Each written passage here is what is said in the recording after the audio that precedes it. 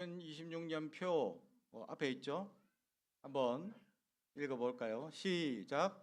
믿음, 역사의 시작입니다. 아멘. 올해는 역사가 시작되고 올해는 우리의 삶이 놀라운 역사로 감사가 넘치는 가정이 되길 주님의 이름을 축복합니다. 역사가 시작하기 위해서 우리가 믿음 안에 먼저 살아가야 한다라는 것을 보여주고자 믿음, 역사의 시작입니다. 그래서 제가 오늘 하나님께서 주신 권위와 능력으로 여러분들에게 축복을 나누고자 합니다. 이 축복을 아멘으로 받는 이들에게 역사가 시작될 줄 믿습니다. 우리 가슴에 손을 얹고 제가 축복합니다. 예수 그리스도의 이름으로 명합니다. 평안할지어다. 행복할지어다. 모든 계획들이 다 이루어질지어다. 가족들의 소망이 이루어질지어다. 이제는 아픈 부위에 손을 얹으시기 바랍니다. 내 아픈 머리가 아프거나 다리가 아프거나 허리가 아프거나 하면 그 부위에 손을 얹어서, 또는 이제 마음이 아프신 분은 마음에, 또 별다른 아픔이 없으시면 아픈 사람이 옆에 있다면 그 아픈 사람 위에 손을 얹어서 우리가 이 시간 기도합니다. 주 예수 그리스도의 이름으로 명령합니다. 건강할지어다. 모든 아픔과 고통이 예수 십자가의 보혈의 역사로 우리의 모든 질병과 병마가 떠나가게 하옵소서. 치료하여 주옵소서. 온전할지어다. 모든 고통과 모든 통증에서 해방될지어다. 예수님의 이름으로 축복합니다. 여러분들에게 그러한 은혜와 평안이 넘치길 주님의 이름으로 축복합니다. 여러분의 불편한 마음, 또 아픈 육체적 모든 것들을 올해는 믿음으로 역사를 이루길 주님의 이름으로 축복합니다. 오늘 말씀에 보면 바나바라는 사람이 나옵니다. 그런데 이 바나바는 본명이 아닙니다. 별명입니다. 원래 사도행전 4장에 보면 바나바의 본래 이름이 나옵니다. 요셉이라고 기록되어져 있습니다. 그는 원래 요셉입니다. 근데 이 사도들이 그에게 바나바라는 이름을 지어주게 되었습니다. 바나바라는 이름의 뜻은 위로의 아들이라는 뜻이죠. 그는 구브로 출신의 레위인이었습니다. 그는 제사를 잘 아는 사람이고 말씀을 잘 아는 사람이었습니다. 그런데 왜 어떻게 하다가 요셉이 바나바가 되었느냐? 초대교회 때 수많은 사람들이 이 교회에 예배드리며 함께 모여 생활하는 중에 가장 중요한 문제가 생기게 되었습니다. 예루살렘은 가장 큰 중요한 문제는 이 설교도 아니고 은사도 아니고 기도도 아닙니다. 구제였습니다. 가난한 사람들이 너무 많아서 날마다 구제하기에 힘들어서 사도들조차도 말씀 전하기보다 구제하느라 바빠서 말씀도 제대로 전하지 못하는 그런 상황이 벌어지게 되었습니다. 이때 많은 사람들이 자기의 재산을 제재물로 여기지 아니하고 하나님께 헌물을 드렸다라고 성경은 기록되어져 있습니다. 그때에 많은 사람들이 자신의 밭을 헌신하여 드려서 팔아서 사도들을 발 앞에 드려서 이 구제하는 데 도움을 얻었던 역사들이 있죠. 그때 그 많은 사람들이 헌신했는데 유난히 바나바의 요셉의 이름을 이야기하면서 그가 자신의 밭을 팔아서 사도들의 앞에 내놓았을 때 사도들이 기뻐하며 그 사람에게 별명을 지어주죠. 위로의 아들 바나바라고 지어줍니다. 아니, 다른 많은 사람들도 헌물을 하고 헌신을 했습니다. 근데 이 바나바에게만 특별한 별명을 붙여주죠. 당신 때문에 위로를 받았다. 당신은 위로하는 사람이다. 얼마나 많은 양을 드렸는지, 한동안 이 바나바가 드린 제물의 양 때문에 한동안 위로받을 정도라면 바나바가 가지고 있는 전 재산을 다 털어서 헌물했을 것이다 라고 우리는 짐작합니다. 왜냐하면 그 다음 이 5장에 나오면 이 아나니아와 삽비라 사건이 나옵니다. 바나바 사건을 듣고 자기들도 벼로를 받고 싶어가지고 이렇게 헌물을 드리는데 밭을 팔고 나니까 마음이 욕심이 생겨서 절반을 감춥니다. 그 사건 때문에 그들은 죽임을 당하죠. 어리석기 한량없습니다. 바나바는 자신이 가지고 있는 전 재산을 털어서 지금 교회가 가장 급하게 해결해야 될 문제를 해결하고 헌물하고 드려서 그는 위로의 아들이다 라는 별명을 받게 됩니다. 그렇습니다. 우리가 지금 바나바처럼 별명을 하나 얻는다면 여러분은 어떤 별명을 받을 수 있습니까?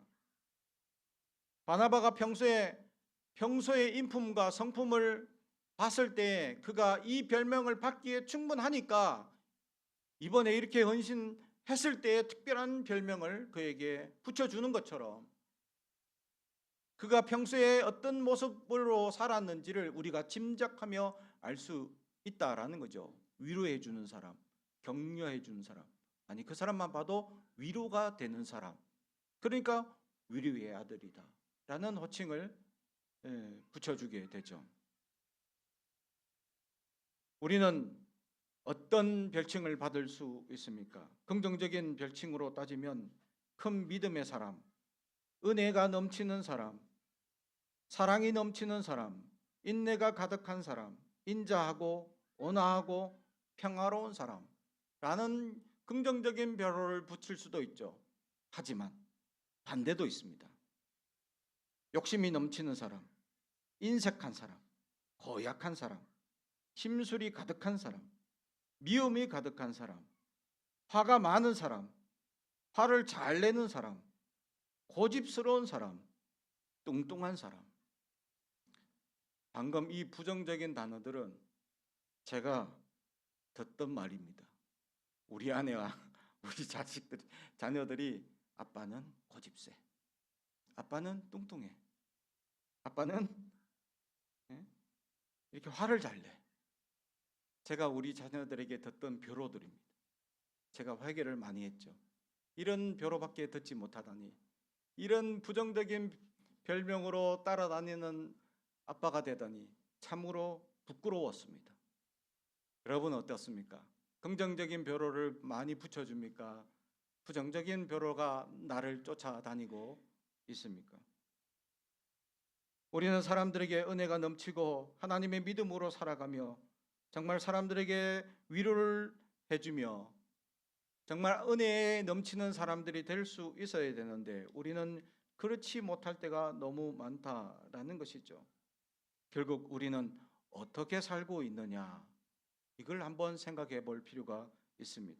긍정적으로 살고 있다고 하지만 우리는 부정적인 역사에 매달려 살고 잘못된 삶을 살고 있지는 아니합니까?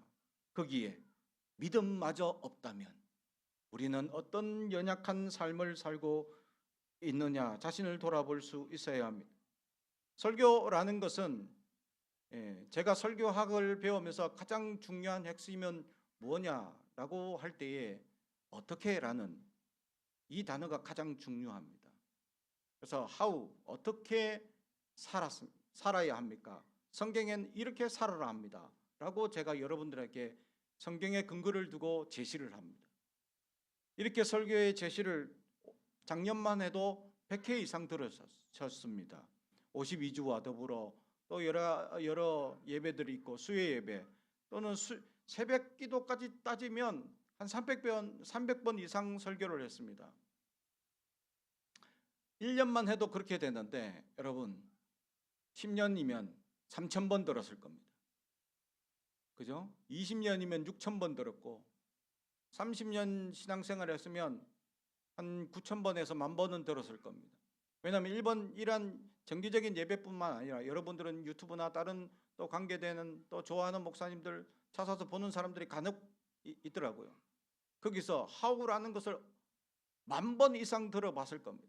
어떻게 살아야 되는지, 그렇게 들었는데도 불구하고 내 삶에 변화가 없다 생각해 봐야 합니다. 나는 지금 어떻게 살고 있습니까? 잘 살고 있습니까? 아니면 지금 아직까지 나는 잘못 살고 있지는 아니합니다. 좋은 벼로를 붙이기에 합당한 삶을 살고 있습니까? 아니면 아직 연약한 벼로가 나를 쫓아다니고 있지는 아니합니다. 오늘 이 말씀을 준비하다가 우리 성도들 중에 좋은 벼로를 붙일 사람들이 있을까? 두 분 딱 생각납니다. 바로 생각났습니다. 우리 원로 목사님, 온유한 원로 목사님, 그리고 우리 장로님, 은혜의 장로님, 두 분이 먼저 딱 생각납니다. 할렐루야. 여러분은 어떤 벼로가 붙고 싶습니까?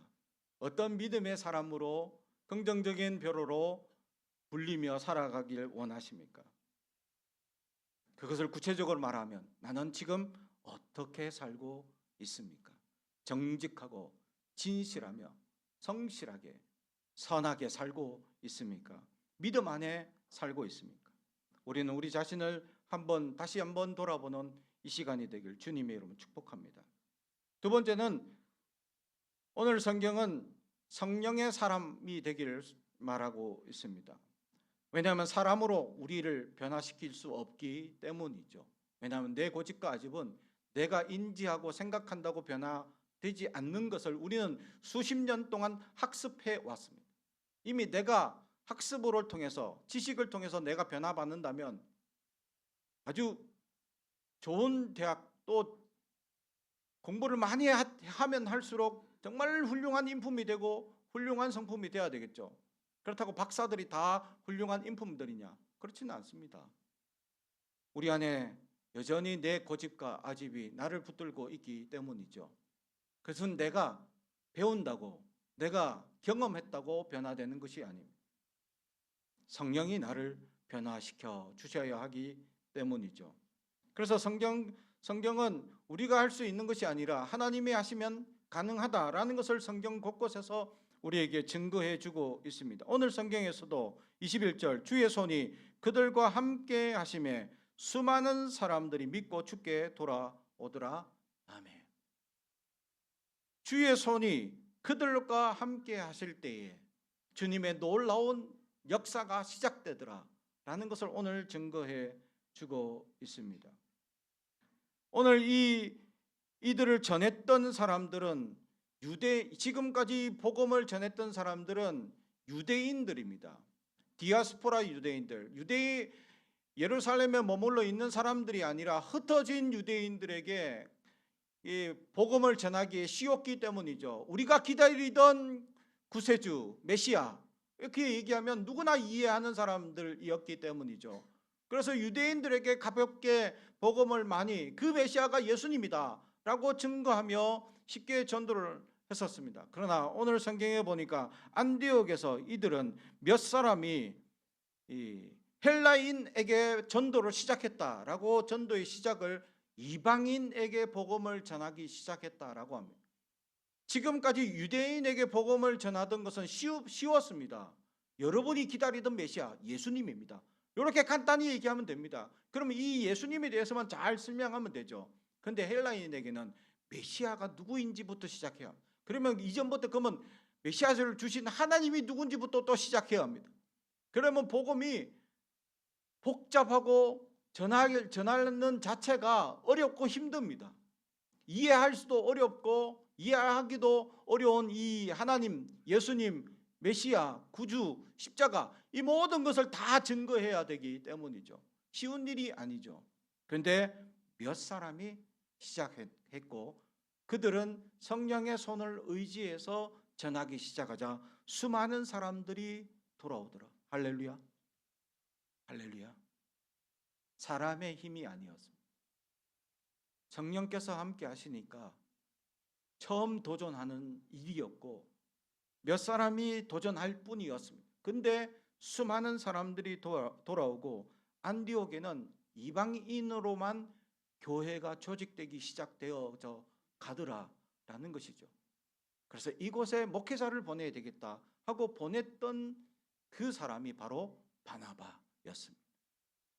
위로의 사람이었기 때문에 첫 번째 목회자로 위로의 사람이 필요할 거다라고 보냈던 것이죠. 그리고 그 사람에 대한 증거가 오늘 성경의 24절 바나바는 착한 사람이다. 그리고 성령과 믿음이 충만한 사람이더라. 할렐루야. 그래서 그리스도인들은 착해야 합니다. 성질 고약하면 안 됩니다. 착해야 합니다. 분내거나 화내는 것은 최대한 아껴야 합니다. 분내고 화나는 일들이 있을 수 있습니다. 그것은 하나님께 기도해야 합니다. 나의 분을 다스려 주옵소서.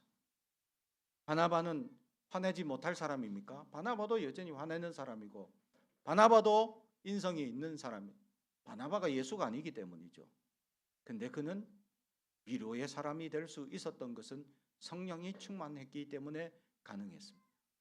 우리 안에 성령이 충만하면 내 인성을 감춰주시고 내 안에 성령의 사람으로 하나님의 신령한 은혜가 넘치는 사람으로 살아갈 수 있음을 오늘 성경은 우리에게 증거해 주고 있습니다. 우리가 하는 것이 아니라 우리 안에 성령께서 역사하시기 때문에 가능하다라고 오늘 성경은 우리에게 보여줍니다. 복음의 역사도 처음부터 전해야 될 이 놀라운 복잡하고 어려운 이 복음의 시작을 성령께서 역사하시니 가능하더라라는 것을 우리에게 보여주고 있는 것이죠. 그러므로 우리는 그렇게 하나님의 말씀을 전하든지 우리의 삶이 변하든지 우리의 믿음의 역사를 이루기 위해서는 이제 성령의 도움을 갈구하며 살아갈 수 있는 하나님의 사람들이 되길 주님의 이름으로 축복합니다. 성령께서 나를 변화시킬 수 있습니다라고 고백하고 성령께서 나를 다스리시기 시작하면 내가 은혜의 사람이 될 수 있음을 고백하며 하나님께서 우리를 변화시키시고 새롭게 하실 위대한 역사 가운데 우리는 아멘 하고 믿음의 고백을 드릴 수 있어야 할 줄로 믿습니다. 출애굽기 14장 13절에 모세가 백성에게 이르되 너희는 두려워하지 말고 가만히 서서 여호와께서 오늘 너희를 위하여 행하시는 구원을 보라. 너희가 오늘 본 애굽 사람을 영원히 다시 보지 아니하리라. 아멘. 진퇴양난 내 갇혀서 어찌할 바를 모르는 위기 상황에 모여 있는 그 이스라엘 백성을 향하여 너희들은 가만히 있어라. 하나님이 하시는 일을 목도하기면 된다. 사랑하는 성도 여러분, 올해 하나님의 위대한 역사를 가만히 서서 목도할 수 있는 성령의 사람들이 되길 주님의 이름으로 축복합니다.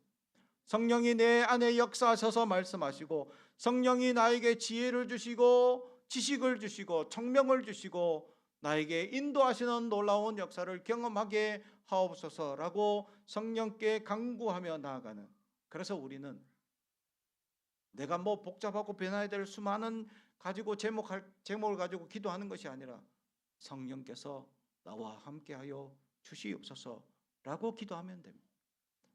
무한 반복으로 성령께서 나와 함께하여 주시옵소서라고 간구하면 해결됩니다. 내가 나를 변화시키는 것이 아니라 성령께서 나를 변화시켜 주시기 때문에 우리는 그 기도 다음에 가만히 있어서 목도하는 위대한 하나님의 사람들이 되길 주님의 이름으로 축복합니다. 마지막은 재능보다 인품을 갖춰야 한다라고 오늘 성경은 우리에게 가르쳐 줍니다. 24절 바나바의 시작에 대해서 첫 번째 그의 긍정적인 호칭을 착하다라고 시작합니다. 세상적으로 착하면 사람들이 비난합니다. 착하기만 할 뿐 무능하다라고 칭하는 사람들이 있기 때문이죠. 그리할지라도 착해야 합니다. 세상 사람들이 비난할지라도 착해야 합니다. 착한 것을 가지고 세상 사람들이 이용해 먹을지도 모릅니다. 그래도 착해야 합니다. 착하기만 하면 힘들게 삽니다. 비난하고 착한 것을 견디지 못하는 연약한 사람들이 있기 때문이죠. 그럼에도 착해야 합니다. 그리스도인들의 선함을 버리는 순간 선하신 주님께서 우리에게 역사하실 수 없기 때문입니다.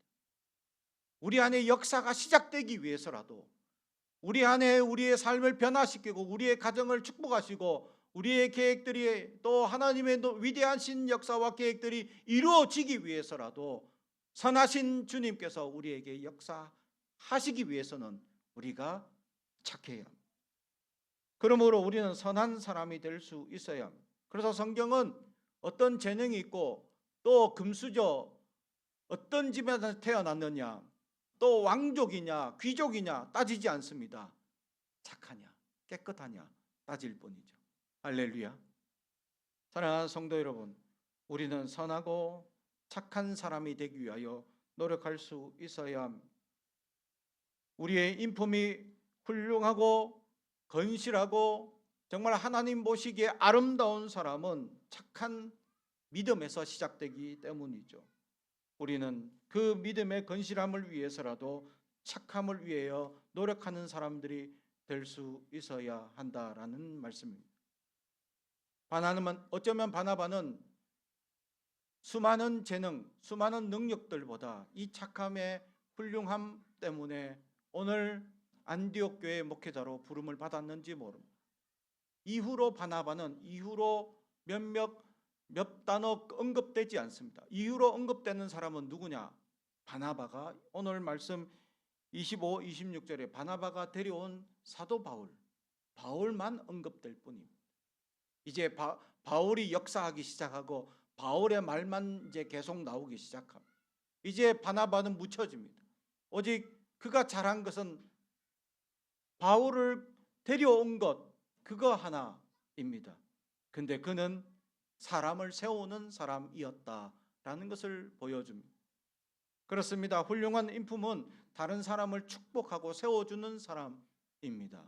다른 이들을 위하여 비난하거나 낮추는 사람이 아닙니다. 바나바는 바울의 위대한 능력을 알고 그를 세워주고 그를 발굴하고 그를 데려오게 됩니다. 어쩌면 나보다 더 위대한 능력이 있다면 우리는 경계할 수도 있지 않습니까?